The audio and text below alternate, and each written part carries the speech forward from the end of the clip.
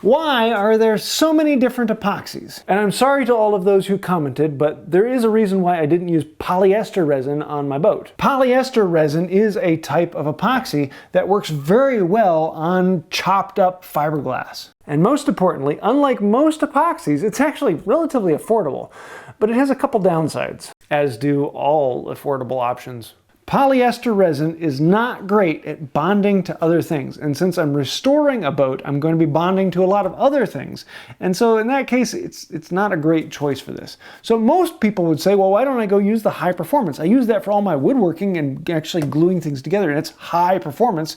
Isn't that better? Better, but it still has a few other drawbacks. In my opinion, it doesn't soak into the fiberglass as well as a traditional 5-to-1 epoxy. And it is a little more expensive than the traditional epoxy. But the 5-to-1 does have a downside in that it actually blushes. Oh my. That's actually a technical term. When it cures, there's a slight film on top and you have to clean that off before you can apply more. With the high performance, that's not as much of a problem.